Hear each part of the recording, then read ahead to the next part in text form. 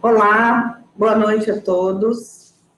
Vamos dar início aí a mais uma live do nosso curso de Direito, da Facimed, Ser Educacional, Unifacimed, Centro Universitário.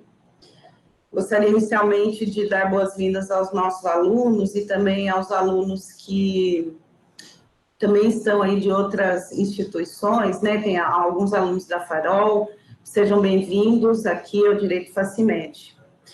Gostaria de agradecer aos nossos convidados, o doutor Jones Miguel Ledesma Peixoto, defensor público aqui da nossa cidade de Cacoal, professor de Direito, mestre em Direito.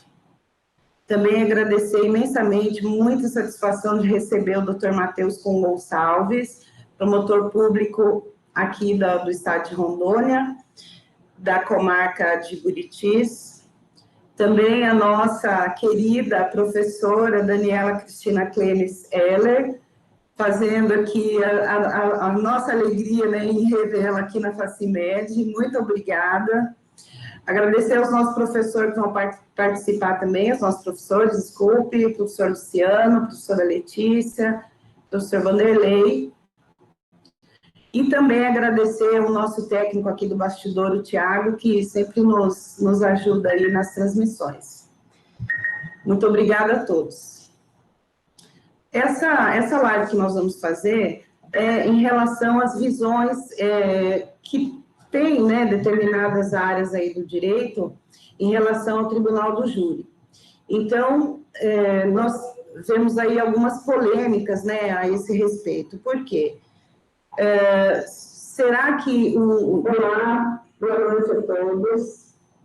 Vamos dar início a mais uma live do nosso curso de Direito, da Facimed, Ser Educacional, Unifacimed, Centro Universitário. Está dando um delayzinho, pessoal, só um minutinho. Inicialmente, de dar boas-vindas aos nossos alunos e também aos alunos que também são aí de outras instituições, né? Tem alguns alunos da Farol, serão...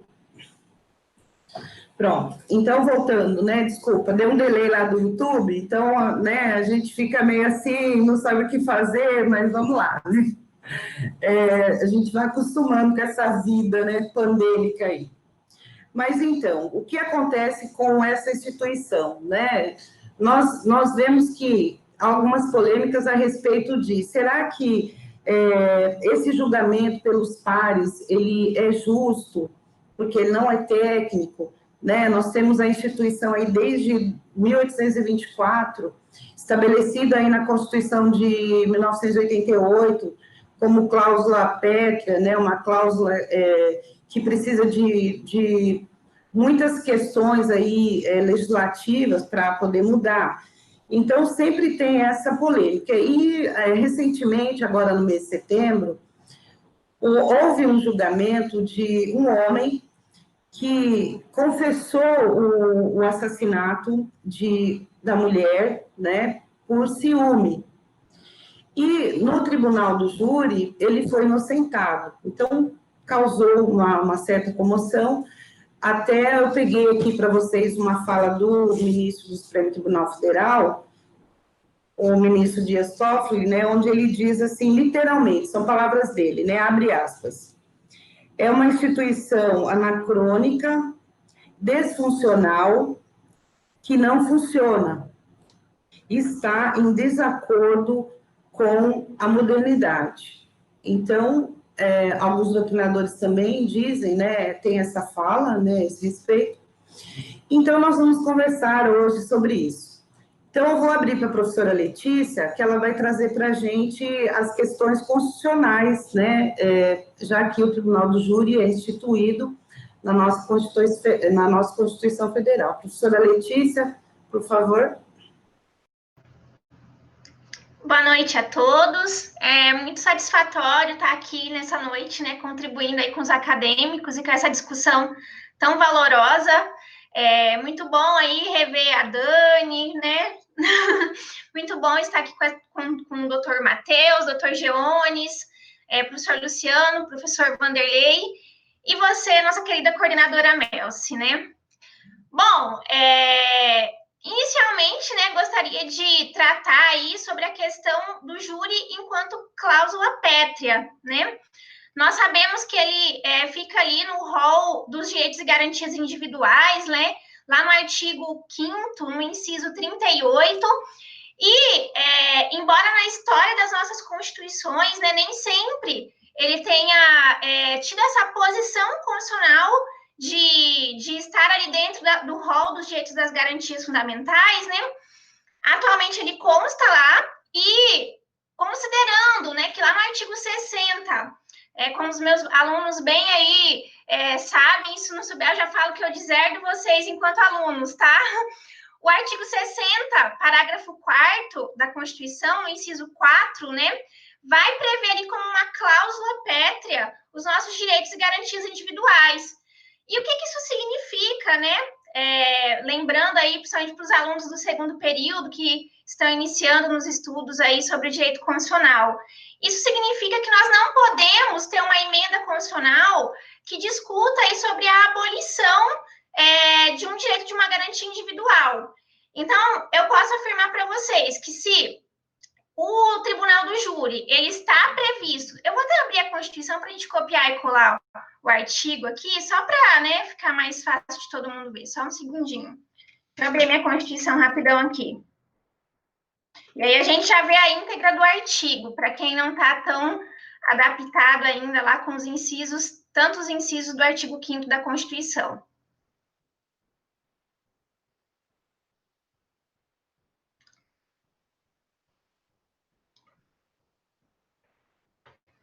Tô colocando. Vai aparecer no chat para eles, Melcy? Para os alunos, vai? Ah, achei que fosse. Achando que tá dando aula no Meet aqui. Então, eu nem vou fazer isso que eu faria agora. Mas, pessoal, como eu dizia para vocês, né? Lá na Constituição, então, nós vamos ter a instituição do Tribunal do Júri, prevendo alguns princípios que acredito eu que os nossos professores especialistas em processo penal e outras autoridades aí vão saber comentar até melhor que eu. Mas o que eu gostaria de destacar e pontuar com vocês é que nós temos ele como uma cláusula pétrea e isso vai significar que nós não podemos ter emenda constitucional no sentido de abolir o Tribunal do Júri do nosso ordenamento, né? Então, quando nós vemos, por exemplo, um ministro fazendo essas críticas e a gente sabe que ele é totalmente constitucional, né? Acaba até surgindo esses questionamentos que a gente coloca em debate aqui hoje.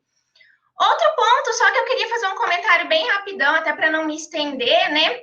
É que o início do Tribunal do Júri na história do Brasil, ele antecede a própria história das constituições. Porque lá em 1822, quando nós nem tínhamos constituições, né? Nossa primeira constituição é de 1824, surgiu a lei de imprensa, e olha só que interessante, né? O júri, então, ele não surge ali inicialmente para os crimes dolosos contra a vida, tentados ou consumados, como a gente visualiza hoje. Ele surge inicialmente numa lei de imprensa, né? Então, em 1822, antes mesmo da nossa primeira Constituição. E lá na primeira Constituição, ele também não foi inserido aí como um rol, né, no rol dos direitos e garantias individuais. Ele estava previsto lá no capítulo que fazia as disposições sobre o Poder Judiciário.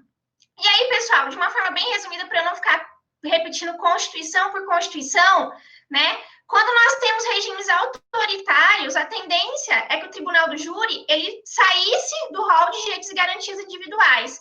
E aí, como nós viemos para regimes mais democráticos, ele voltava a ser inserido no rol de direitos e garantias individuais, tendo aí uma proteção maior pelo Estado, né? Há algumas discussões, trazendo já para a Constituição de 88, em relação aos princípios que ali estão elencados para o Tribunal do Júri, em relação a, por exemplo, né, eu tenho como princípio do Tribunal do Júri, nós temos lá a plenitude de defesa. E aí já me perguntaram em sala de aula uma pergunta que eu sempre acho interessante esclarecer quando explico direitos e garantias individuais, se não seria repetitivo ter essa plenitude de defesa e ainda no rol, né, do artigo 5º, lá no inciso 55, a gente tem o princípio da ampla defesa. Né? Só queria pontuar que quando a gente fala em ampla defesa e quando a gente fala em plenitude de defesa, né, a gente tem diferenças aí, até mesmo conceituais. A palavra plenitude, né, demonstra ali uma defesa que seja mais, que tenha mais possibilidades ali. É por isso que muitas vezes no Tribunal do Júri nós vemos o advogado, ele apresenta a arma do crime, ele grita, né? A todo o que nós vemos ali, a dinâmica, né, do Tribunal do Júri é muito diferente de uma audiência comum. E acredito que os acadêmicos, quando tiverem a oportunidade de fazerem as audiências, né, quando chegar lá no final da faculdade, nós temos essas audiências obrigatórias, vão conseguir visualizar na prática o quanto há essa diferença na plenitude de defesa, o quanto isso acaba sendo diferente no Tribunal do Júri em relação a uma audiência comum. Melci, era isso as minhas palavras.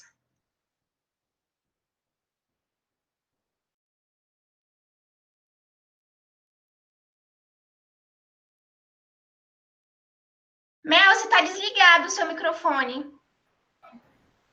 Hoje está tudo certo, vocês estão vendo, né? Mas vamos lá. Tá com problema no YouTube, está travando muito, eles não estão conseguindo.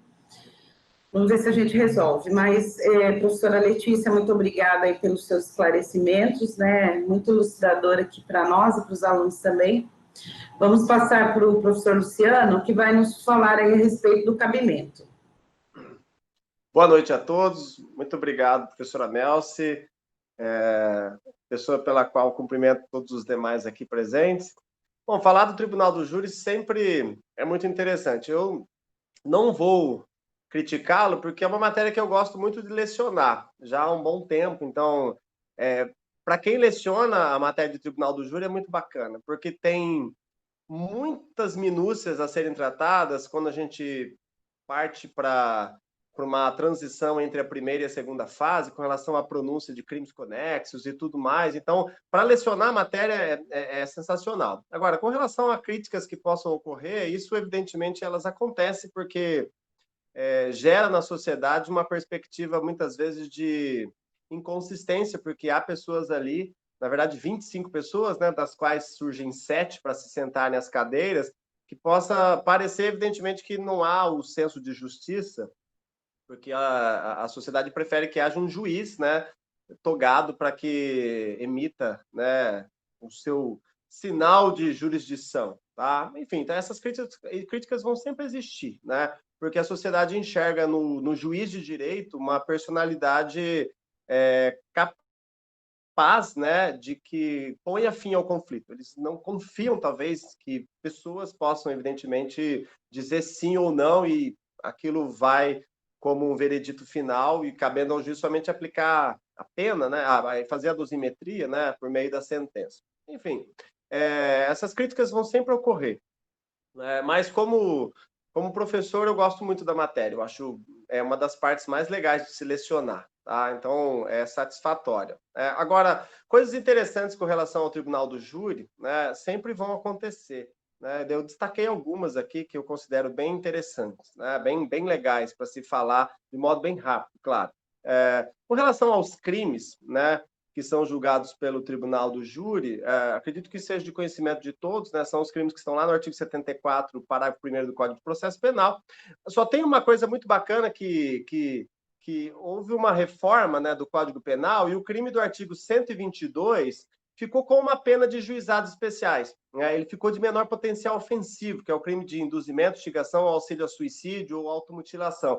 ele no passado tinha uma pena, salvo engano, de 6 anos, máxima, né? E a pena máxima agora do CAPT é de 2 anos. Então, ele ficou um crime de juizados especiais, mas claro que é competência do Tribunal do Júri por ser absoluta, né? O próprio artigo 78 do Código de Processo Penal vai demonstrar que, em havendo qualquer conflito entre essas matérias, né, prevalece a competência do júri na justiça comum, claro, federal ou estadual. Mas é uma coisa interessante que temos um crime de menor potencial ofensivo julgado no tribunal do júri. Sempre houve essa possibilidade, né, quando havia crimes conexos julgados, arrastados lá para o tribunal do júri, mas um crime que tem de menor potencial ofensivo, originariamente nascendo no rito do júri, né, é bem bacana. Aí há várias divagações com relação a isso, né, e é uma mudança muito recente, né, então pode ser que algumas coisas ainda se alterem, mas acredita-se que,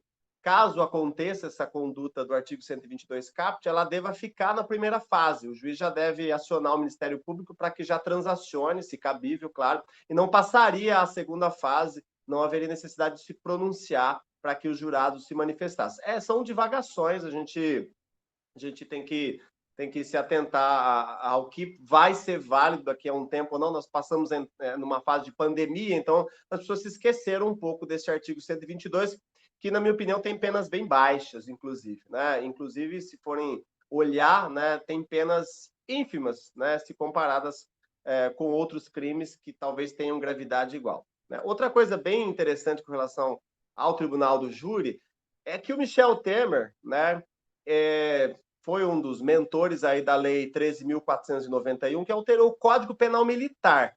E a gente sempre teve isso na Constituição Federal, lá no artigo 125, parágrafo 4º, que militar, né, que tenta matar ou mata um civil, a competência é absoluta, é tribunal do júri. Mas o Michel Temer fez constar no artigo 9º, parágrafo 2º do Código Penal Militar, que caso se esteja naquela operação lá que teve na intervenção militar e tudo mais, operações de paz, né, a competência é da Justiça Militar. Então, até que ponto isso fere, né, essa cláusula pétrea, é uma discussão a ser não tratada por mim, porque em matéria constitucional eu não sou bastante bom, mas enfim, é uma coisa engraçada até porque o Código Penal Militar, né, retirou, né, a força do parágrafo 4º do artigo 125 lá da nossa Constituição Federal. Tá? Vale muito a pena ler lá o parágrafo 2º do artigo 9º do Código Penal Militar, que nasceu lá do Michel Temer. E a gente tem uma outra bem emblemática, que é a súmula vinculante 45, né? Por quê? No estado da Paraíba, né, teve um procurador do estado que cometeu um crime doloso contra a vida. Só que lá na Constituição do estado da Paraíba tinha uma prerrogativa de função, de foro, na verdade, e ele não seria levado ao tribunal do júri. Aí, claro que isso foi parar no STF, o STF editou uma súmula vinculante a 45, ó, independentemente de alguma Constituição, de algum Estado-membro tratar de alguma prerrogativa que afaste o tribunal do júri, esta norma não tem efeito, não prevalece sobre a Constituição Federal. Então, uma coisa bem bacana, que já não é tão recente, né, mas... E tem também outros, como, por exemplo, a súmula 603, que eu nem sei por que existe, né? Que o crime de latrocínio não vai a júri, mas é claro que não, ele é um crime patrimonial, né? Então não há nem que se cogitar. Mas criaram uma súmula, não é vinculante, né? Mas é uma orientação que hoje talvez desnecessária, né? Talvez muito mais interessante a súmula do roubo, né, que mudou, não é mais teoria da inversão da posse, mas sim da ablácio, né? Não interessa que você chega na sua casa, o cara tá levando a sua TV. Ele tá tentando roubar, no caso furtar, pode ser um roubo impróprio, talvez. Ele tá tentando levar. Não, ele já levou a tua TV. Pode ter certeza que ele não vai te devolver. Então tem súmulas que são interessantes, né? Essa, por exemplo, já ficou desnecessária, né? Talvez por um temor, né, de que se poderia cogitar que o latrocínio fosse parar no tribunal do júri. Não, né? A morte, embora seja aquela dolo-dolo, né? Há uma conduta inicial dolosa e uma sequencial também dolosa, né? Mas é uma consequência da primeira conduta, né? Que é uma consequência de um crime patrimonial. Senão, todos os demais crimes que contêm morte no resultado deveriam ir para o júri, né? O estupro com morte deveria ir para o júri também. Então, por que se preocuparam tanto com o latrocínio? Porque é um dos crimes que muito acontece, como crime patrimonial, roubo, né? É um crime bem que muito acontece, que bem se aparece aí na sociedade. Então, pessoal, encerro aqui só para levantar esses alardes, principalmente essa do Código Penal Militar, que é bem bacana, mas aí fica para um professor de constitucional, né, Letícia? Porque eu não sou bastante suficiente para tratar se isso seria ou não atentatório à nossa Carta Magna. Obrigado, professora. Tá? Obrigado. Professor Vanderlei vai fazer uma fala aí a respeito das questões processuais. Professor Vanderlei, fica à vontade. Boa noite, professora Melci, professor Luciano, professora Letícia. É um prazer revê-lo, professor Matheus, doutor Matheus, com quem tive a honra de trabalhar por alguns anos lá em outra instituição. Doutor Jones, prazer em revê-lo, mesmo estando na mesma comarca, parece que moramos em cidades diferentes, com quem tive a honra já de dividir a tribuna do Tribunal do Júri, que, diga-se de passagem, a honra porque é um profissional do mais alto gabarito e de uma lealdade processual tremenda, tenho uma admiração muito grande.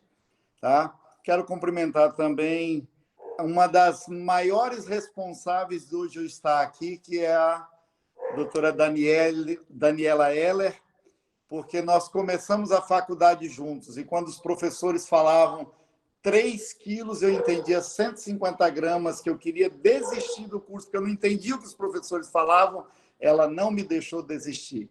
Então, eu tenho essa gratidão, porque ela não me deixou desistir, e aqui estou mais... hoje já entendo quase meia grama, mais meio quilo das toneladas. Bom, eu vou na contramão do que o ministro Dias Toffoli falou. Enquanto a professora Letícia e o professor Luciano falavam, eu fiz uma pesquisa rápida e descobri que o ministro Dias Toffoli nunca fez um júri. Nunca fez um júri. Então, ele realmente tem que ser contra. Ele não sabe fazer júri. E me causa espanto, porque ele é guardião da Constituição. Como ministro do STF, e me desculpa, data máxima vênia, ele não tem o direito de ter uma fala do senso comum. Isso não cabe para um ministro do STF. Me desculpa, ele não tinha esse direito de tratar uma cláusula pétrea dessa forma. Tá? Feito esse desabafo, quer dizer assim, não dá aqui para, numa live, falar de processo, explicar o processo, então vou fazer um apanhado breve, que existe 2 fases no Tribunal do Júri, porque tem um primeiro momento que é uma fase em que o juiz togado faz a fase de admissibilidade, tá? Para depois levar para o juiz natural, que é o conselho de sentença. Tá? E quero também salientar, eu não vou nem falar quem, mas aqueles que são contrários ao Tribunal do Júri, levantar o maior erro do judiciário brasileiro, que é o caso dos irmãos Naves. Eles foram julgados 2 vezes pelo Tribunal do Júri, e 2 vezes eles foram absolvidos pelo Tribunal do Júri. Quem cometeu o erro foi o Tribunal de Justiça de Minas Gerais. Tá? Não foi o Tribunal do Júri. Então, dizer que o juiz togado, é lógico que o juiz togado ele tem um preparo melhor. E até porque ele tem que fundamentar suas decisões aos moldes do inciso 9º do artigo 93 da Constituição. Mas é clássico isso. Por que talvez o ministro não goste do Tribunal do Júri? Porque é o momento em que o Poder Judiciário ele é democratizado. É o momento em que a sociedade tem a oportunidade de participar das decisões do Poder Judiciário. E, infelizmente, o Poder Judiciário pode ser que não goste muito disso. Tá? Discrepâncias sempre vão ocorrer, aqui, ali. Mas, se colocar numa balança, juízes togados também cometem erros, e erros grosseiros, erros grosseiros. Tá? Então, assim, quando acontece um erro como esse que a professora Melcy citou, é lógico, vamos falar mal, mas eu acho que, assim, na carreira jurídica, o tribunal do júri, talvez, não sei se é pela paixão que eu tenho pelo tribunal do júri, mas eu entendo que é o ápice do poder judiciário, ele está exatamente no tribunal do júri. Tá? Ele tem toda uma liturgia, toda uma simbologia por trás dela, que traz uma grandeza que eu entendo que não deva acabar. Tá? Com relação ao que foi falado, a questão das gritarias, a questão dos jogos de cena, isso ficou no passado. O Dr. Jones faz mais júris do que eu, que a defensoria acaba absolvendo a maioria dos casos. Ele sabe e pode confirmar o que eu vou falar. Hoje, caiu-se em descrédito esse tipo de profissional. O advogado que vai para um plenário do Tribunal do Júri pensando em dar espetáculo, pensando em fazer um jogo de cena, ele cai no descrédito, porque não tem mais conselho de sentença bobo, não tem mais jurado que não tem esclarecimento. Às vezes, quando você vai para uma tese que não tem uma lógica, não tem uma pega, você não está só prejudicando o seu cliente, você está prejudicando a sua credibilidade também. Então, esse espaço não tem mais nos dias atuais. A questão da plenitude de defesa do tribunal do júri é porque, na ampla defesa dos moldes do artigo 5º, é para usar todos os meios de prova em direito admitido, como os civilistas gostam de colocar no final das petições, protesto, todos os meios de prova em direito admitido. Isso é abominável no processo penal, porque é da gênese do processo penal que haja essa plenitude de... Desculpe, que haja a aceitação de todos os meios de prova. A plenitude é que se pode usar coisas que não estão previstas no direito, como a moral, os costumes, a filosofia e até a música. O professor Luciano é músico. Ele pode ir lá no tribunal do júri cantar, tocar, e se isso trouxer algum tipo de benefício, ok. Tranquilo, é disso que está se tratando a questão da plenitude de defesa. Processualmente falando, pode haver discrepâncias? Pode. Por quê? Porque a nossa sociedade ela é muito influenciável por algo que tem uma força tremenda chamado mídia. Mídia. O Mário Vargas Llosa tem um livro que é A Civilização do Espetáculo. Quem ler esse livro vai entender o que eu estou falando.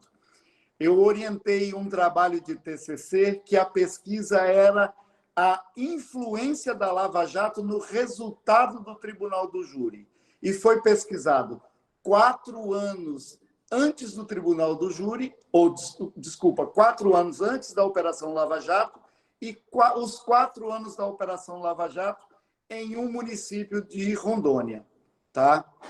E houve um aumento nos 4 anos da Operação Lava Jato em 32% das condenações pelo Tribunal do Júri.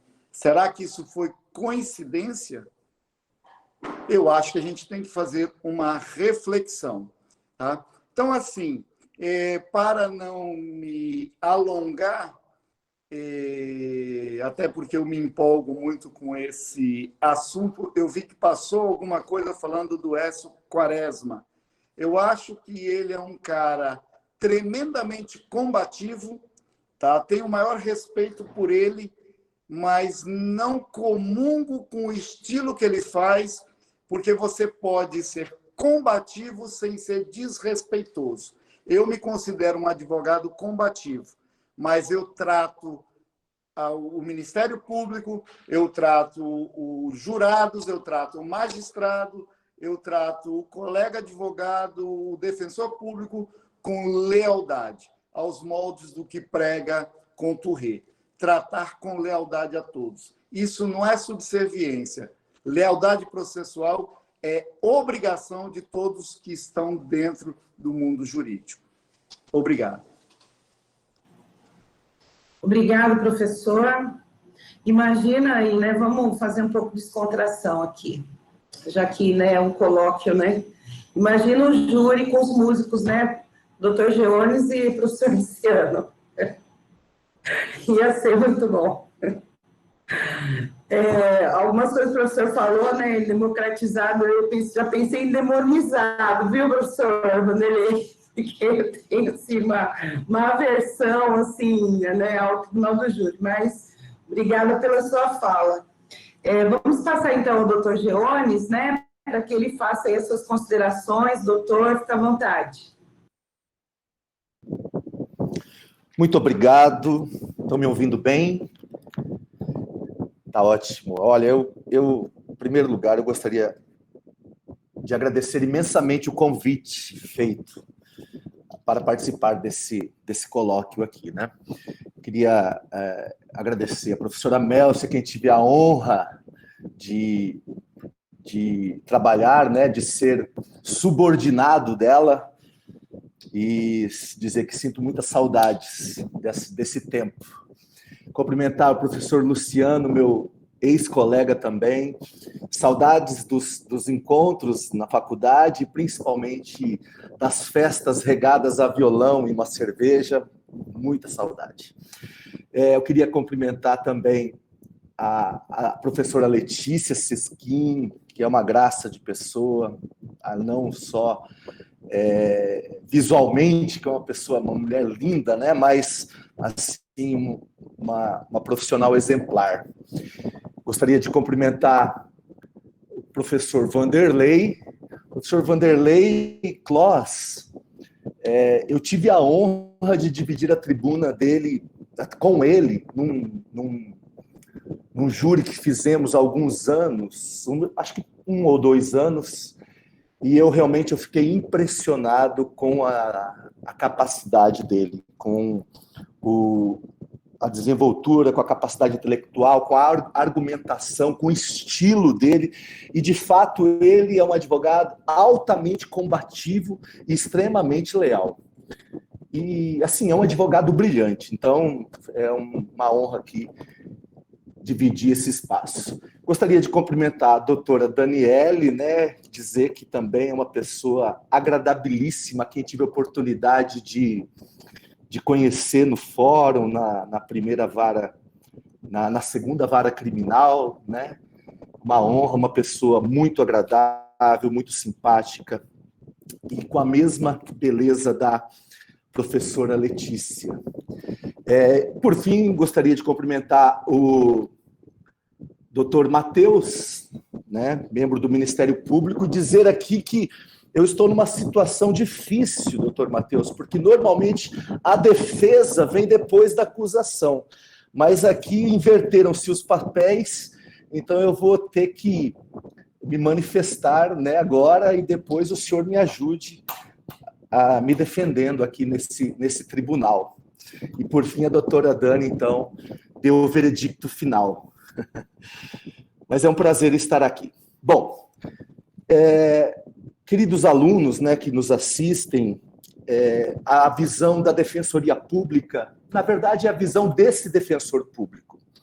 Eu sou responsável aqui pelo Tribunal do Júri de Cacoal, né? A Defensoria me designou, então os júris da Defensoria normalmente sou eu quem faço. O tribunal, eu me sinto à vontade de fazer o Tribunal do Júri, participar, fazer a defesa no Tribunal do Júri. Queria dizer que a Defensoria Pública é uma instituição que ela é indispensável para que haja justiça, na verdade, né? Veja só, eu costumo falar isso para os jurados lá. Talvez, por piores que sejam os crimes praticados, e aparentemente sejam terríveis os crimes, é indispensável que haja defesa, e uma defesa efetiva, né? Não só uma defesa que legitime uma punição, né? Porque muitas vezes, já em outros tempos, né, vamos colocar uma defesa lá só para legitimar uma condenação que era certa. Não. É indispensável que seja uma defesa efetiva, e a Defensoria Pública se preocupa com isso, né? Que haja uma defesa efetiva, que o réu seja defendido em todos os seus direitos e tenha uma defesa técnica competente. Então, quais são as dificuldades da defesa no tribunal do júri? Segundo a minha experiência, né? É bem verdade, como já foi colocado aqui para a professora Letícia, e para que os alunos saibam, quando se fala em plenitude de defesa, o professor Vanderlei já explicou muito bem, é bem verdade que a defesa pode usar de outros fundamentos que não só jurídicos para fazer a defesa do réu. É verdade. Fundamentos filosóficos, artísticos, como lembrou a professora Melci, religiosos, enfim, né? E qualquer outro argumento que ajude na defesa do réu. Isso é algo que ajuda a defesa. Mas aqui nós temos, eu queria apontar uma dificuldade grande da defesa, e até da acusação em certo sentido, que é a falta de motivação nas decisões dos membros do Conselho de Sentença. A motivação de uma decisão, ela é indispensável, né? É necessário que aquele que é julgado não só saiba que foi condenado ou foi absolvido, mas saiba por que foi condenado e por que foi absolvido, ou por que foi absolvido.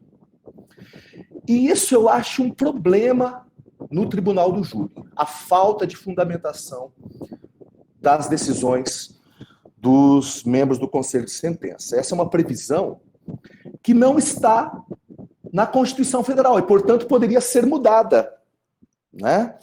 Na Constituição Federal, nós temos lá apenas a soberania do veredicto e o sigilo da votação. Soberania do veredicto e o sigilo da votação, ou seja, os jurados, eles votam e não se pode saber como votaram. É verdade. Nós temos uma técnica no Código de Processo Penal que permite isso, que não se saiba como cada jurado votou. E a soberania do veredito significa que a decisão dos jurados é soberana, o tribunal não pode reformar, né, a não ser que haja um vício. Agora, apesar disso, né, você não saber a razão da decisão, isso poderia ser modificado legislativamente, né? Eu tive colhendo aqui um artigo do professor Auri, né, ele diz, trazendo uma modificação que teve na Espanha, onde se permite a motivação, ainda que sigilosa. Olha que interessante, né? A Espanha, ela excluiu fisicamente os autos do inquérito, né, e criou um mecanismo de fundamentação, um formulário simples, com perguntas diretas e estruturadas, de modo que, por meio de respostas, tenha-se um mínimo de demonstração dos elementos de convicção. Então, essa eu acho uma dificuldade no tribunal do júri, a falta de fundamentação das decisões, que poderia ser alterada legislativamente sem macular a Constituição, sem que precisasse alterar a Constituição Federal. Outras dificuldades na visão da defesa, né, trazendo a visão da defesa no tribunal do júri, se eu me perder no tempo, a Nelson dá um grito aí para eu acelerar. Outra dificuldade da defesa é a questão, primeiro, a pronúncia, a situação da impronúncia, que deveria ser abolida, né? Imagina só a situação. Qualquer outro julgamento, se não há provas, o réu é absolvido. Agora, no tribunal do júri, não havendo prova, o réu é impronunciado e a qualquer momento, surgindo prova, ele pode ser processado novamente. Então, isso é algo que, na minha visão, não é correto, né? Porque nós temos uma espada na cabeça do réu que nunca tem uma decisão, né? Uma outra questão na visão da defesa, uma crítica na visão da defesa quanto ao procedimento, é que o jurado, né, o membro do conselho de sentença, ele não participa da produção probatória, da produção de provas, como o professor Vanderlei falou aqui, né? Há duas fases, e a grande maioria das provas são colhidas na primeira fase perante o juiz togado. Na segunda fase, perante o conselho de sentença, nós apenas temos uma repetição, apenas temos uma leitura dos papéis daquilo que foi produzido na frente do juiz. Ou seja, não houve a produção probatória na frente, diante do julgador de direito ali, que é o membro do conselho de sentença. Então, essas são algumas dificuldades que a defesa vê, né, que eu vejo no tribunal do júri da forma como está. Eu compreendo que não há como alterar a Constituição, de modo que nós podemos ainda melhorar legislativamente, né, com lei ordinária, trazendo alguns mecanismos que poderão tornar mais justo esse instituto secular. Eu sei que eu já estou me alongando muito, então eu agradeço o convite e termino minha fala. Obrigado. Professor Geones, muito obrigada, viu? Saudade mesmo, viu? Mas, olha, jamais eu estaria subordinado a mim, meu companheiro, meu colega de trabalho, professor maravilhoso, né? Vamos torcer aí para a gente logo estar aí reunidos, né? Da mesma forma, profissionalmente, né? Eu já tenho aqui o professor Luciano, a professora Silvana, então... né, a professora Dani, né, logo também vê aí se volta aqui para nós, né, vai ser maravilhoso. Mas, professor, doutor Geones, obrigada pelas suas palavras, né, essas críticas aí né, eu fico assim emocionada, obrigada. Doutor Matheus, seja bem-vindo aqui à nossa sala. Eu abri a sala aqui para o pessoal, porque o YouTube estava travando bem, já temos 100, né, então quem conseguiu entrar está aqui na sala. Eu fico muito contente, nossos alunos todos, né, de virem, estar prestigiando e estar aqui conosco, tendo, assim, essas visões tão engrandecidas, assim, né, que faz com que o nosso conteúdo aí fique melhorado, né. Doutor Matheus, fique à vontade, a sala é sua, muito obrigada por ter vindo. Olá, professora Melci, obrigado, agradeço pelo convite. É muito bom falar de Tribunal do Júri, ainda mais com quem conhece de Tribunal do Júri, né? Vimos aqui todo mundo tratando sobre um pedacinho desse instituto, e é um instituto que ele é muito engrandecedor. Quem entende aí data vênia, que não é o caso de Tribunal do Júri, eu vejo que é um equívoco muito grande, porque o júri nunca erra, né? Pelo que o pessoal diz, o júri nunca erra. São 7 pessoas do povo tratando a respeito do crime mais grave que nós temos no ordenamento, que é o delito contra a vida.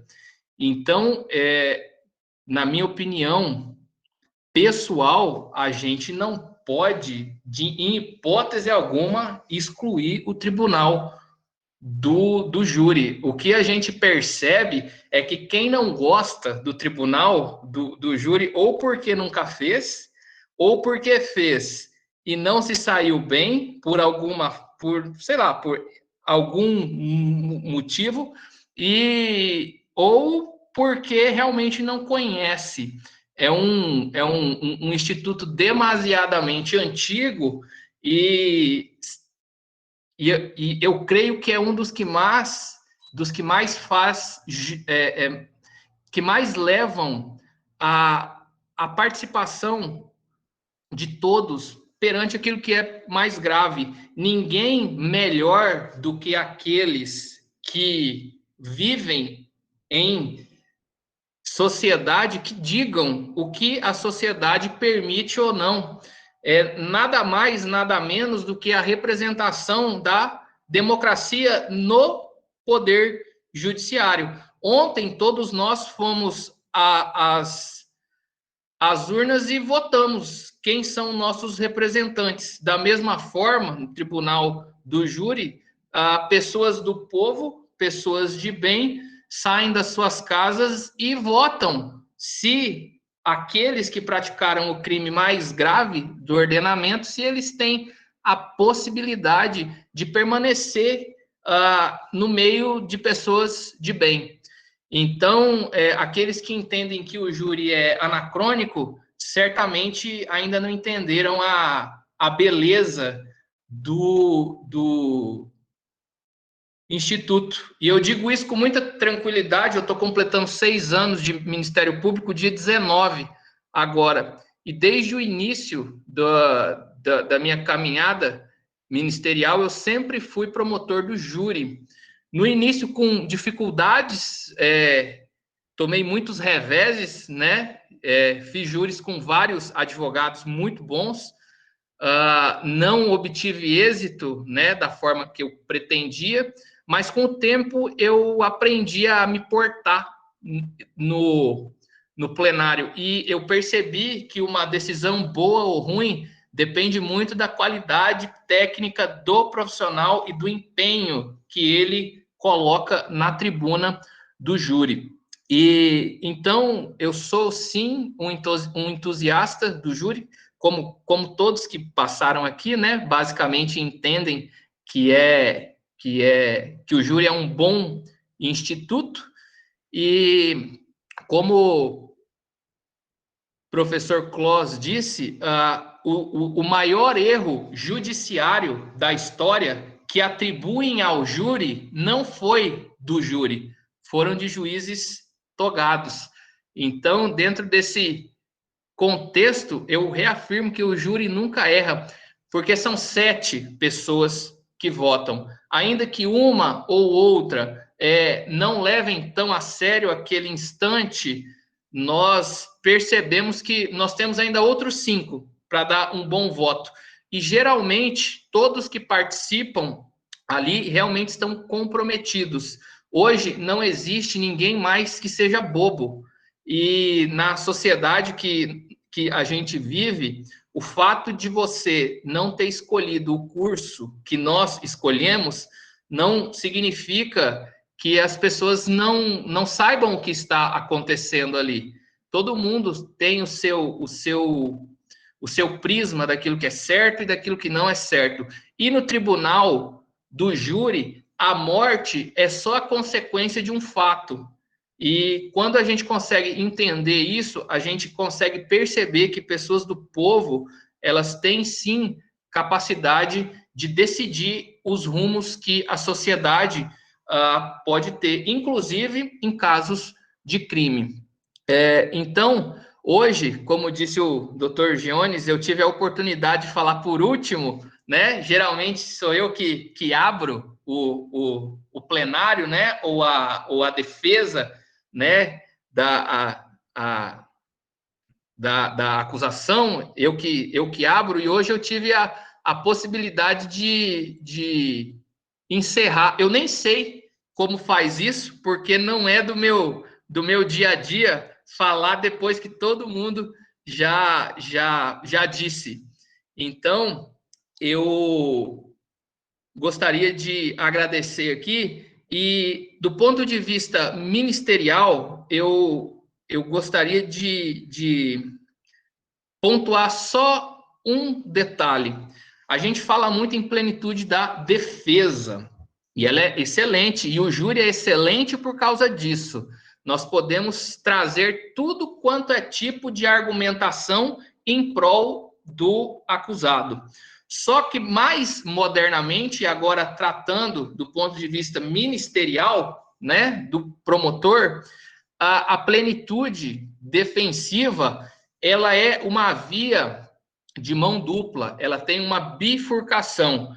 É plenitude da defesa do réu e também plenitude da defesa da vida, porque o júri nada mais é que a defesa da vida. Nós estamos discutindo ali se o fato de tirar a vida é uma conduta adequada ou não para aquele caso.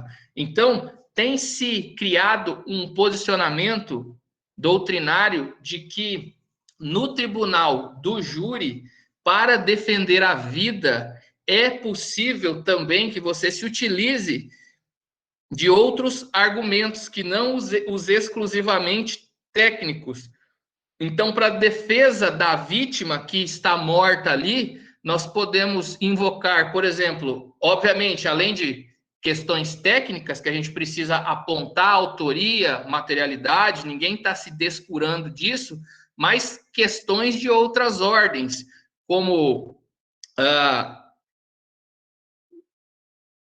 sociais, religiosas, enfim, levar música para o plenário, tudo isso é possível, sim, trazer comparações, isso é uma possibilidade, porque o plenário do júri nada mais é que o palco da defesa da vida, daquele que teve a vida extirpada e da vida daquele que permaneceu vivo. O que vai acontecer com a vida de ambos? Então, eu creio que o tribunal do júri, a beleza dele encontra-se justamente no ponto em que nós permitimos que a sociedade ela se debruce sobre esses temas sensíveis. Então, eu já vou me despedir aqui e eu costumo cumprimentar no fim, tá bom, gente? Por isso que eu não cumprimentei todo mundo, porque eu deixo para finalizar cumprimentando, e inclusive faço isso em plenário. Eu não entro cumprimentando, excelentíssimo senhor juiz, eu chego e falo para pegar ali a melhor audiência do tribunal do júri, que está todo mundo ávido para ver o que vai acontecer, e por fim eu encerro despedindo de todo mundo. Então, doutor Vanderlei Kloss, uma honra, nós que já trabalhamos juntos, sempre uma satisfação. Não fizemos um plenário juntos ainda, mas Buritis está de portas abertas, porque morte aqui é o que não falta. Então, se o senhor se sentir bem para vir até aqui, nós vamos nos encontrar ainda. Doutor Giones, da mesma forma, espero um dia poder compartilhar um plenário aí em Cacoal, não aqui, tá? Tô doido para remover para ir, então não aqui. Me aguarde que quem vai sou eu, tá bom?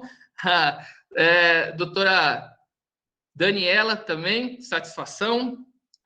Doutora Letícia, muito boas colocações que foram feitas das bases, fundamentos, excelente, é isso mesmo. Doutor Luciano, também uma satisfação imensa ouvi-lo. O senhor tratou de um tema excelente, que é a questão do militar, e é um tema que ninguém tem resposta ainda. Então, se o senhor respondeu, o senhor está rico. Ou me conta para a gente escrever um livro e ficar rico junto, tá? Professora Melci, agradeço demais, imensamente mesmo, é muito bom tratar desse tema, eu gosto muito, não só porque eu vivo isso, mas porque eu acredito no tribunal do júri. Então, eu encerro aqui e vou me permitir, nesses últimos minutinhos, convidar os acadêmicos, todos aqui, que no dia 18, 19 e 20, este professor aqui que vos fala está proporcionando aí uma semana jurídica do professor Matheus. Então, nos dias 18, 19 e 20, a partir das 19 horas, será um evento gratuito, online e com 8 horas de certificação. Então, vocês podem participar. Nós trataremos de temas de direito penal aprofundados e também um bate-papo a respeito de estudos e concurso público. Teremos bastante novidades lá e aqueles que quiserem participar, eu vou colocar o link no chat aqui, basta clicar, se inscrever, que quarta-feira, a partir das 19 horas, nós vamos estar lá. Eu e 2 colegas promotores. Tranquilo? Queridos, obrigado. Professora Melce, obrigado. Agradeço e me despeço. Um abraço. Não se despeça, que eu ainda vou te dar uns 5 minutos. Não. Doutor Matheus, muito obrigado pela sua fala, né? Quase me convenceu, porque eu tenho, assim, né, meus alunos sabem, né? Eu não gosto de penal, mas eu gosto dos assuntos. Não gosto de penal, assim, não ministraria nunca, né? Mas eu gosto muito dos assuntos, né? E não enaltecendo o ministro de forma alguma, mesmo ele sendo meu conterrâneo, porque ele é de Marília, só porque foi o mais recente que eu achei, né? E eu achei a fala dele, assim, bem contundente, né? Falei, vou colocar lá para a gente poder discutir sobre isso, né? Mas muito obrigada, viu, pela sua fala, muito obrigada mesmo. Vamos passar agora para a doutora Daniela, nossa querida, os alunos aqui no chat são enlouquecidos, professora volta, né? Então, fica à vontade, minha linda, seja bem-vinda mesmo.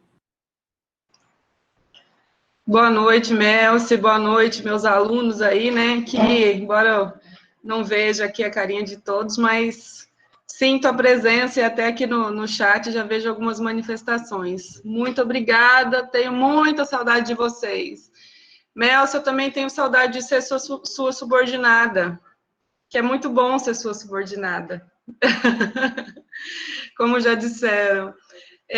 Bom, gente, professor Vanderlei, que foi meu colega, né, já falou nos idos aí de 1900 e não interessa, e professor Matheus, de quem recebi um livro, um congresso desses atrás, de sua autoria, fui sorteada com um livro seu, não sei se o senhor se lembra disso, sobre leis penais especiais. Que bom dividir essa live com vocês, professora Letícia, maravilhosa, professora de Constitucional, né, que eu sou até suspeita para falar, porque é minha amiga pessoal, professor Luciano, já dividimos outras mesas também, né, professor? Doutor Geones, nos esbarramos sempre, o doutor Geones sempre muito comprometido, né, irretocável nas suas colocações, enfim, todos aqui contribuem e contribuíram com a live de forma única e muito proveitosa. Bom, doutor Matheus, falar por último é uma armadilha, porque eu fico querendo responder o que todo mundo disse, né, e, enfim, não temos tempo para isso, já gosto de falar muito, então, esse tema, além disso, né, daria para, cada coisa que foi levantada, daria para um congresso, né, não para um colóquio. E mesmo assim não chegaríamos a uma solução. Mas, enfim, como o nosso tema são as polêmicas, né, doutor Luciano já falou várias, doutor Vanderlei e doutor Jones também já colocaram aí a posição da defesa, as complicações, né, os pontos nevrálgicos aí para a defesa. O doutor Matheus colocou o olhar do Ministério Público também, e não deixa de ser um olhar pessoal. E eu aqui peço licença para dar a minha colocação pessoal, embora eu trabalhe no Tribunal de Justiça, né, eu fui diretora de cartório da primeira vara aqui de Cacoal por 4 ou 5 anos, então vivenciei muitas dessas dificuldades estruturais, né, que de fato existe uma logística grande, né, requer da administração pública uma série de recursos que muitas vezes não existem, né, e a gente precisa ser criativo para fazer o júri acontecer de uma forma aceitável, né, vamos dizer assim. Então, esse poderia ser mais um ponto polêmico, né, no sentido de que essa desigualdade que existe em se julgar uma causa por um juiz togado, e toda essa estrutura do que o júri precisa, né, já é um ponto que precisa ser discutido, né, seria mais um ponto polêmico, né, E a administração pública também, de que forma isso deve e pode acontecer sem ferir os princípios da eficiência da administração pública e outros lá, que eu nunca gostei de direito administrativo, e não é deles que eu vou falar. Mas, enfim, além disso tudo, né, me ocorreu aqui durante a fala do professor Luciano, a questão do foro privilegiado, né, as pessoas que cometem crime contra a vida e têm foro privilegiado, por que não são julgadas, então, pelo tribunal do júri? E muitas vezes a gente espera que o cidadão comum entenda essas minúcias do direito, né, essas especialidades da lei, e aí como que nós vamos converter a opinião pública a favor do júri? Como que nós vamos esperar que o cidadão comum pense, não, funciona, tem que ser assim, assim eu participo efetivamente como cidadão, né? Nós temos uma dificuldade muito grande, que é recrutar jurados voluntários para o júri. Talvez por causa dessa, alguém já disse, não me lembro quem, dessa cultura que o brasileiro tem de que a sua situação, o seu conflito precisa ser resolvido por alguém que não ele mesmo, né? Mas essa também é uma outra discussão enorme. Bom, gente, como eu disse, eu peço licença aqui para dar a minha opinião pessoal, né, e até licença poética para falar asneira, né, porque eu realmente estou falando do que eu penso e não como instituição TJ, né. São muitos os pontos que a gente poderia discutir sobre o Tribunal do Júri. E assim como o professor Geones, eu penso que existem coisas que precisam ser mudadas, né, que fogem ali as questões das cláusulas pétreas, que não podem ser objeto de emenda constitucional, enfim. Mas existe, sim, toda a parte estrutural, ou mesmo, o professor mencionou, né, em relação aos quesitos, que eu, particularmente, já vi várias armadilhas, né, ali nos quesitos, que geram outras discussões enormes. Enfim, são coisas práticas que, de repente, os acadêmicos ainda não alcançaram, né, que a teoria não prevê, mas que a gente vê na atuação do Tribunal do Júri. Bom, quanto à fala do Toffoli, eu penso que ele foi infeliz em algum aspecto, sim, como o professor Vanderlei falou, mas eu acho, na verdade, que ele poderia ter se atido, não fazendo a defesa completa dele, mas ele poderia ter se atido me parece que o CNJ, né, fez um levantamento lá e tem um grupo especial fazendo esse tipo de pesquisa a respeito do Tribunal do Júri, com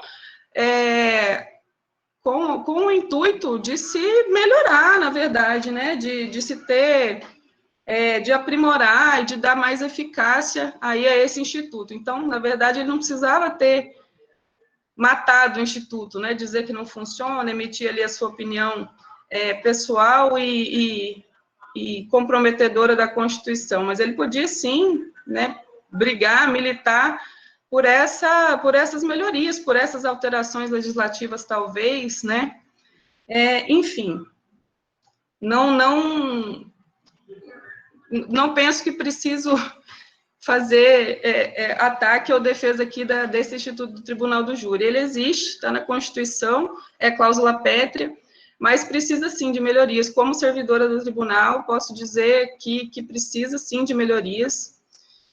Nos falta estrutura, ainda que como instituição, né, principalmente para levar tudo o que precisa da forma como tem que ser. E outras questões vieram agora na pandemia, em relação à videoconferência, né, e tudo mais, o júri ficou praticamente inviabilizado, o que coloca a velha discussão do direito, né, o direito da sociedade versus o direito individual do cidadão. E aí nós precisamos repensar também como acontecerá daqui para frente, né, com todas as questões processuais e do direito material e subjetivo. Enfim, não temos... deixa eu ver aqui que eu fiz uma anotaçãozinha de uma fala.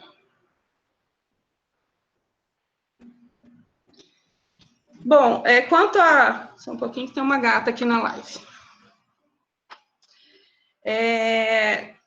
Quanto às atuações, né, enfim, se são circenses ou não, se isso é viável ou não, se acaba virando, enfim, se a encenação acaba sendo maior do que o próprio direito, além do que a questão da opinião pública, né, os casos muito notórios, de muita repercussão da mídia. Existe essa discussão também, né? Eles influenciam o tribunal do júri, influenciam os jurados? Sim, né? Como influencia todos nós, como influenciam os juízes também que fazem parte dessa sociedade, né? Invariavelmente, as decisões judiciais ou as decisões do tribunal do júri vão refletir em algum grau o que a própria sociedade está efervescendo, né? A gente fala por exemplo, decisões altamente machistas, né? Ou decisões, enfim, de cunho racista e tudo mais. Essas decisões também refletem na pessoa de quem eles proferiu ou no conselho de sentença o que existe na nossa sociedade e o que a gente precisa discutir, né? Nós todos vivemos nessa sociedade desigual e também preconceituosa, e isso acaba se refletindo, seja o tipo de sentença ou de quem for a competência, acaba refletindo nisso, e nós precisamos discutir isso sempre, enquanto sociedade, principalmente na academia. Bom, deixa eu ver se me falta algo.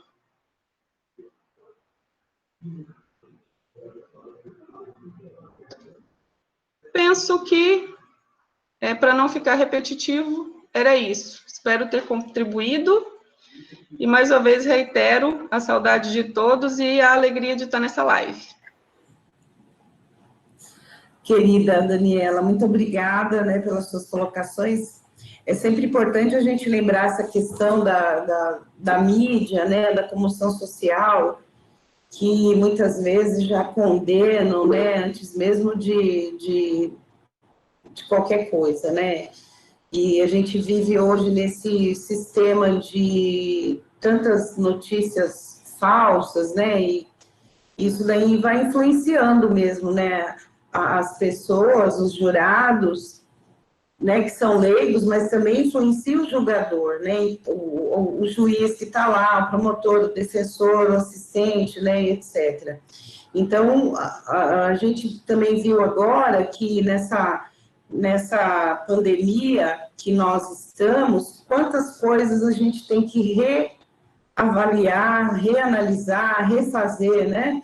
Porque a gente está num momento realmente, né, sui generis, uma coisa muito complicada para nós, principalmente nós brasileiros, né, que estamos acostumados aí a conviver, a conversar, abraçar, encontrar, e essas questões jurídicas também ficam muito fragilizadas, né?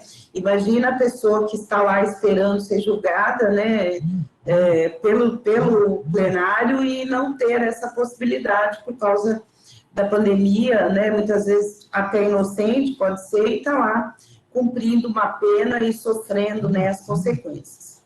Bom, nós vamos voltar agora às falas primeiras, né, mais 5 minutos cada um. Começamos aí pelas considerações da professora Letícia, né, que foi a primeira aí que abriu aí as nossas falas. Professora, fica à vontade. Bom, que satisfação, né, ouvir tantos multiprofissionais aí falando sobre o mesmo assunto, diversas visões, né? Bom, no campo constitucional, né, chegamos aí, então, a essa ideia de que podemos ter melhorias, né, podemos, é uma cláusula pétrea que apenas não pode ser abolida, mas no sentido de haver aí, né, melhorias no Instituto, isso pode acontecer. Até porque, né, o Instituto do Tribunal do Júri, ele é uma norma constitucional de eficácia limitada, então está disposto lá no Código de Processo Penal, né, 91 artigos, professor Luciano e Clóis, né, quase um mini código só para falar, né, de Tribunal do Júri. Então, a partir disso, posso passar a conclusão para o próximo aí, Melci. Eu nem sabia que a gente ia falar de novo. Ah, eu não coloquei lá no nosso esqueminha, mas olha, impossível não falar de novo depois de ouvir tantas coisas, né, boas, tão diferentes, né, questões jurídicas e questões pessoais, né, gente, essa live tá assim, né, maravilhosa, tô amando todas as falas, né, agradecer bastante. Então, em sequência aí, o professor Luciano, por favor. Vamos lá. Bom, eu só tenho a agradecer, na verdade, esses eventos são sempre muito gratificantes. Agora a gente tem a oportunidade de participar online, eu até havia comentado, a gente não precisa nem passar perfume agora, né? Porque a gente faz online, mas é sempre bom, né? Fazer eventos como esse, principalmente nessa época em que a gente vive, né? Fomentar mais essa área do conhecimento com assuntos como esse, como o Tribunal do Júri, que, como eu disse anteriormente, vai ter sempre alguém que vá criticar, que vá tecer alguns comentários, mas isso é bom para a gente repensar e a gente defender, muitas vezes, essa área jurídica nossa, né, que nós optamos por ela e não vamos nos desgarrar dela, acredito que nunca, né? Enfim, então, a mídia destrói algumas informações, né, e passa algumas coisas muito equivocadas, que uma ideia de pós-verdade, uma coisa que chega de modo distorcido e cabe a nós, né, que somos profissionais e cientistas do direito, consertarmos aí essas falas que vêm desviadas para que não prossigamos no erro. Tá? Desde já agradeço muito a presença de todos os professores, né, com os quais foi muito bacana esse momento. Tá? Agradeço demais a todos. Tá? E a todos os alunos, claro, que aqui se fazem presente. A sala já está cheia, né, pelo que eu vi aqui. Tentei entrar pelo notebook só por curiosidade. Ó, essa chamada está sendo gravada e a sala atingiu o número máximo. Eu estou pelo celular, o notebook já não me deixou entrar. Obrigado. Eu que agradeço, professor. Sim, nós estamos com a sala cheia, né? Sem muita gente pedindo para entrar, não tem como. Temos ainda lá no YouTube 34 pessoas, né, assistindo por lá. E que bom, né? Isso é muito bom. Professor Vanderlei, não estou vendo você. Estou aqui. Se a gente fosse falar tudo que tem vontade, essa live tinha que ter uns aperitivos e alguma coisa para complementar e a gente virava à noite, porque o assunto ele é tremendo. Só quero fazer uma ponderação, porque a discriminação começa já dentro da sala, né? Porque o doutor Matheus, a mim ele quer enfrentar lá no Buriti, o doutor Jones não, aqui em Cacoal. Por que não eu aqui em Cacoal também? Eu prefiro aqui, viu, professor Matheus? Com relação a esse tema, ele sempre vai ser polêmico e sempre vai ser vibrante, porque ele é apaixonante mesmo. Ele sempre é um tema pujante. E eu acho legal quando a professora Melci fala assim, mas se perguntarem para ela qual foi a segunda fase dela da OAB, ela vai dizer, sabe? Ela vai dizer, sabe? E por quê? Porque ela é esperta, ela sabe que quem quer passar na primeira, ela faz penal. Quando quer passar de primeira, escolhe penal. Eu acredito nisso, que você me dedou aqui ao vivo e a cores. Mas, voltando ao tema do Tribunal do Júri, eu realmente sou um entusiasta do Tribunal do Júri. Eu acredito que o problema do ministro Dias Toffoli com o Tribunal do Júri é porque ele tinha uma intenção muito forte, eu acompanhei isso de perto. Para quem não sabe, eu faço parte do Conselho Seccional da OAB, e o ministro tinha uma intenção muito forte que fosse feito júri por videoconferência. E é impossível fazer júri por videoconferência sem que se mude o Código de Processo Penal. Não tem como fazer um júri sem mudar o Código de Processo Penal. Precisa mudar o Código de Processo Penal. Eu não tenho problema com fazer um júri por videoconferência. desde que se mude a lei. Não pode fazer sem mudar a lei. E me parece que o CNJ e o STF não têm essa incumbência, não têm competência legal para legislar. Tá? Já tem um arrepio com o tal do PIC, que é uma invenção do CNMP, não foi criado por uma casa legislativa, mas como ele tem uma função social tão importante, e como o Ministério Público, para o oferecimento da denúncia, ele não precisa de nada, ele só precisa dos elementos que preenchem os requisitos para o procedimento do oferecimento da denúncia. Então, eu até relevo essa situação. Mas eu não aceito, não posso, enquanto estudioso do direito, aceitar essa usurpação de função. Os freios e contrapesos existem no Estado para que não haja usurpação. Então, quem tem que legislar são as casas legislativas, não é o Poder Judiciário. E o professor Matheus colocou em relação ao Tribunal do Júri, e eu vejo assim, a grandeza e a diferença, o quanto é muito mais confortável para o Ministério Público fazer um júri até do que um advogado. Por quê? A defesa no Tribunal do Júri, se o juiz perceber que o cara está sendo incompetente, que o cara está, sei lá, deficitário, o juiz pode declarar o réu indefeso, desfazer o conselho de sentença e marcar um novo julgamento. Ou seja, acaba com a carreira do advogado. Ele pode mudar de comarca, porque ali ele não faz mais júri nenhum. Aliás, ele não faz mais nada, ele pode mudar até do Estado. Certo?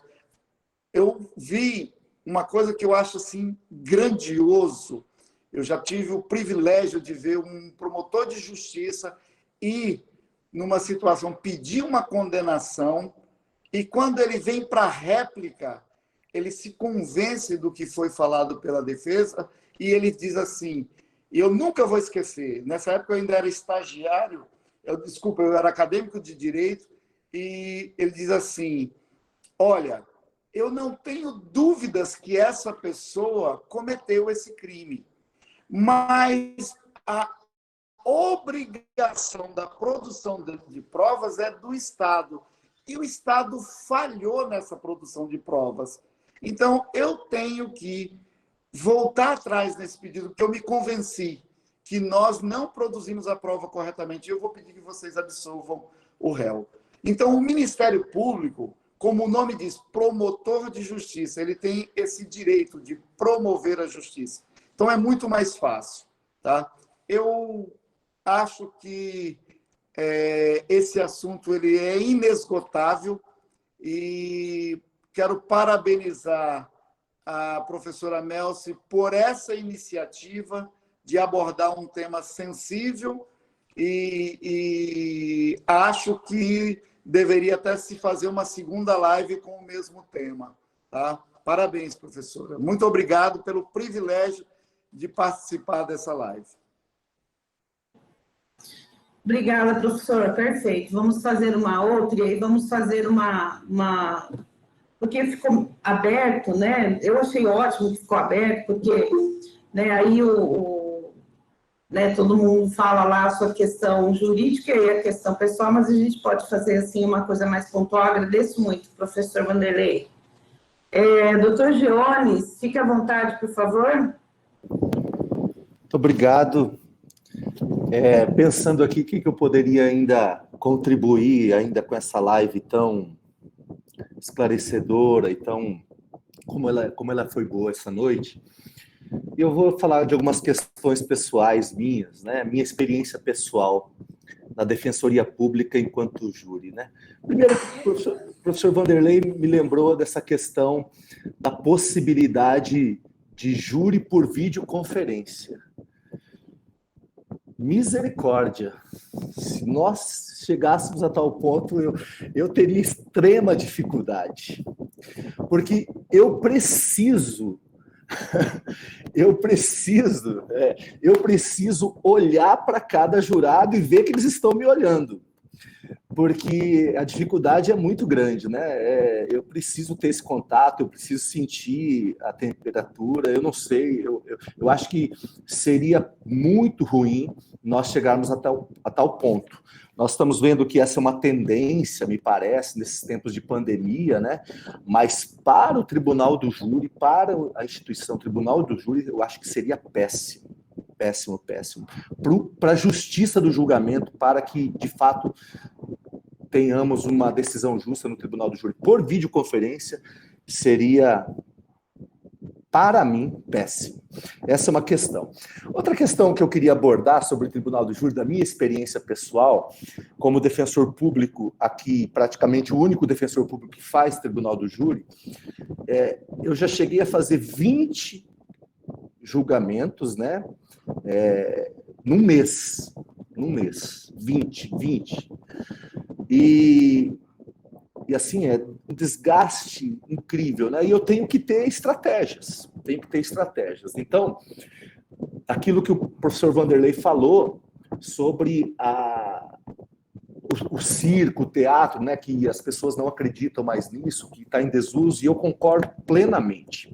No meu caso, como eu faço todos os júris, praticamente, né? Os colegas me ajudam, assim, apenas para que eu descanse um pouco quando temos muito. Eu preciso manter minha credibilidade, porque o conselho de sentença quase sempre é o mesmo, né? Imagina lá, 20 júris, né? Se eu começar a fazer um teatro ali, né? Qual vai ser a minha credibilidade? Né? Qual vai ser a minha credibilidade? Porque há processos e processos, né? Todos os réus precisam de defesa, mas há processos e processos. E na defensoria pública, olha, cai todo tipo de situação lá, né? Muitas vezes eu me vejo em extrema dificuldade. O doutor Vanderlei vai se lembrar do caso que nós atuamos juntos, né? Há situações difíceis. Então, eu preciso ter uma estratégia pessoal para manter a credibilidade, porque é muito disso ali, né? Para que os jurados, que são leigos, que são cidadãos, possam julgar, possam dar crédito à minha palavra, eu preciso manter essa credibilidade ao longo dos julgamentos, porque numa sessão que tem 20 júris, a maioria vai estar fazendo todos, né? Então, essa era uma questão também. E eu também, acho que eram esses aspectos mesmo que eu tinha para falar, acho que já me alonguei um pouco. Eu estou muito feliz de falar com vocês, né? Agradeço demais essa oportunidade. E estou à disposição também para uma outra data, professora Mel. Se a senhora quiser a gente abordar alguns temas específicos, vai ser um prazer tratar com todos. Um abraço para todos. Muito obrigada, doutor. Com certeza teremos novas oportunidades, né? Antes de eu passar aqui a fala para o doutor Matheus, tem uma pergunta aqui de um aluno nosso, Wesley, ele quer a resposta do doutor Matheus e do professor Luciano. Ele diz o seguinte: o tribunal de júri, como garantia fundamental e não como de mera regra de competência, qual seria, nos tempos modernos, a melhor alternativa? Pode ser o senhor, doutor Matheus, aí você já responde a pergunta e já faz as suas considerações, pode ser? Tá ótimo, obrigado, professora. Professor Clos, volto à tréplica agora, né? Porque eu estou falando por último. Volto à tréplica para dizer que gostaria mesmo de fazer júri com o senhor aí e não aqui. Então, que os anjos digam amém, para que abra uma vaga aí um dia para que eu possa ir, né? Em relação ao pergunta aqui, do colega, que diz o seguinte: se é melhor tratar o júri como regra de competência ou como garantia. Olha só, ele é uma garantia fundamental, ele consta lá do artigo 5º, ele não é uma mera regra de competência, ele é uma regra de competência constitucional que consta do artigo 5º, ou seja, todo ordenamento se curva ao que está escrito ali. Agora, nuances, procedimentos, eles podem ser dispostos no Código de Processo Penal. Agora, é uma regra de, aliás, é uma garantia fundamental e não uma mera regra de competência, tá, gente? Então, é um erro dizer que é só uma mera regra de competência. A gente trata de júri tanto inconstitucional lá no CERN, né? Aí a professora Letícia, ela pode desdobrar melhor a respeito desses temas, e no penal, no processo, a gente vai pegar aquilo que a Constituição formata e traduzir para procedimentos práticos, né? O que vai ser feito para que a gente chegue naquele julgamento, mas observando tudo aquilo que consta da Constituição. Então, é tratado como uma garantia constitucional, essa que é a situação. Tanto é que, por mais que digam que deve ser extirpado, só vai poder ser extirpado se jogarem a Constituição fora e fizerem uma nova e excluir esse dispositivo. Por isso, é um direito fundamental que consta lá. E, por fim, agora sim, encerro, né, a minha tréplica e digo que o Ministério Público, como o próprio nome já diz, é promotor de justiça. A gente vai a plenário para pedir aquilo que deve ser feito, aquilo que é justo. Se condenação, condenação. Se absolvição, absolvição. Não há nenhum problema nisso, não há nenhum constrangimento. Eu tenho quase 100 júris e várias vezes eu pedi absolvição com muita tranquilidade. Agora, quando eu entendo que é caso de condenação, eu também vou até o último instante lutando por aquilo que eu creio. Porque aqui, da mesma forma que o advogado ele não pode abrir mão do direito de defesa do réu, eu não posso abrir mão da vida da vítima. Então, eu não tenho uma procuração para transigir com aquele que já foi morto. Eu não tenho outra opção a não ser defender a vida.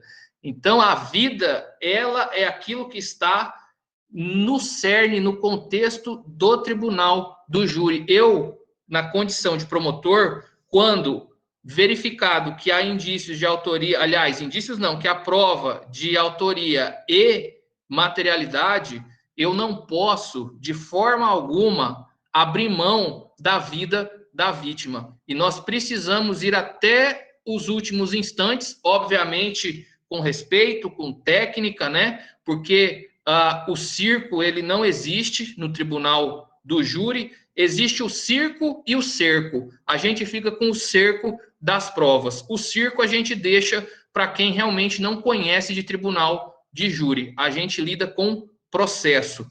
Então, não há constrangimento algum, a gente está aqui para promover justiça. Se condenação for, condenação pediremos. Se absolvição for, absolvição pediremos. Então, não há nenhum óbice quanto a isso.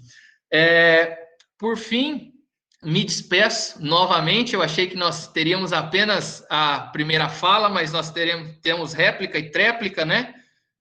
Novamente, agradeço, professora Melce, e convido novamente os alunos para participar da nossa semana jurídica. Trabalharemos temas penais e de estudo. Pelo que eu vi aqui, pelo menos uns 30 alunos já se inscreveram só nesse nosso bate-papo. Então, fica aqui o link novamente para vocês. Quem quiser, sintam-se todos convidados. Professora Melce me prometeu que vai dispensar todo mundo para assistir. Tá bom? Gente, um forte abraço. Professor Clós, doutor Geones, doutor Luciano, doutora Daniela, doutora Letícia e professora Melce. Muito obrigado. Doutor Matheus, eu que agradeço imensamente, né, a sua aceitação aqui de vir. E sim, eu vou até, o doutor já me passou as artes, né, eu vou colocar assim nos grupos, né, para o pessoal comparecer, não vou prometer nada, mas eu sei que eles vão, né, e aí fica a cargo dos professores aí dar uma aliviada ou não, né, mas eu não sei também, talvez tivesse mais, doutor, porque começa as provas agora, pois de amanhã algumas turmas já têm a prova de segundo bimestre, né? Mas eu vou fazer a publicação sim, agradeço muito. Professor Luciano, antes da fala da Daniela, a sua fala sobre a pergunta do Wesley, por favor? Sim, o professor Matheus já colocou de um modo perfeito, e na verdade a mera ou regra de competência, né, que é a competência com relação à matéria, ela decorre do poder constitucional. Então, se há uma fixação de competência, no caso absoluta, né, que todos os crimes dolosos contra a vida sejam julgados pelo Tribunal do Júri, é porque a Constituição assim determinou, né, e essas normas decorrem exatamente desse poder constitucional, né, e não há como quebrar até então essa medida. Até vou parafrasear aqui o professor Pedro Lenza, que me deu aula na pós-graduação já tem um tempo, né? Ele dizia que, isso na época, acho que já deve ter uns 10 anos, né? Ele dizia que nos próximos 20 anos seria impossível a gente convocar o poder constituinte originário. Bom, já estamos há 10 anos que eu fiz essa pós, temos mais 10, eu acho que nem mais 30 ou 40 a gente consegue. A gente nem sabe muito bem como é que convoca, né? A professora Letícia vai dizer, talvez. Obrigado. Obrigada, professor. Daniela, minha querida, aí para suas considerações, por favor. Não, só tenho a reforçar aí essa questão de Tribunal do Júri pós-pandemia, né, que eu chutei para a área e o Vanderlei de uma forma com muita maestria, chutou para o gol e falou exatamente o que penso também, né, estando mesmo de dentro, né, de toda a logística que o Tribunal do Júri necessita. Penso também que não estamos preparados para isso, para fazer um júri por videoconferência, né? Não existe previsão legal para tal, e não sei como que as pessoas conseguem idealizar, né, isso, como vem acontecendo. Não sei, Vanderlei, inclusive, se é pelo mesmo motivo do TOEFL, né, de nunca ter participado e fica lá falando do gabinete. Não sei se é por isso também. Mas, enfim, gente, mais uma vez, eu reitero a minha felicidade em participar, me senti muito lisonjeada com o convite, tá? E estou à disposição de todos, dos alunos também, quando puder ter aglomeração também. Um abraço a todos. Obrigada, querida. Bom, olha, eu estou assim, extremamente feliz com a nossa última live aí do semestre, né? Já começamos as provas aí essa semana. Eu gostaria imensamente, primeiramente, agradecer os nossos alunos, né, que compareceram, pedir desculpas pelo YouTube, que travou bastante, por causa da internet, né? O nosso pé de ferro e o Thiago tentou dar uma melhorada, mas não ficou muito bacana, então muitos entraram aqui pelo Meet. Pedir desculpa também quem não conseguiu entrar pelo Meet, que só cabe 100 pessoas, né? E olha, nós já estamos aí há quase 2 horas da live, nós ainda estamos com 92 pessoas na sala, e temos mais lá no YouTube quase 30 pessoas. Então, eu fico muito contente, alunos queridos e o pessoal que veio de outra instituição também, muito obrigada por ter vindo, e eu tenho certeza que todas as falas foram muito engrandecedoras, o conhecimento de vocês, né, dos nossos professores, Luciano, Letícia, Vanderlei, dos nossos convidados, doutor Geones, doutor Matheus, e a professora Daniela, querida, né, nossa professora, a gente não fala ex-professora, viu, Dani? Nossa professora, continua aí. E eu agradeço imensamente mesmo. Pessoal, respondam lá o link da presença, tá bom? Para a gente providenciar o certificado. Muito obrigada mesmo e boa noite a todos.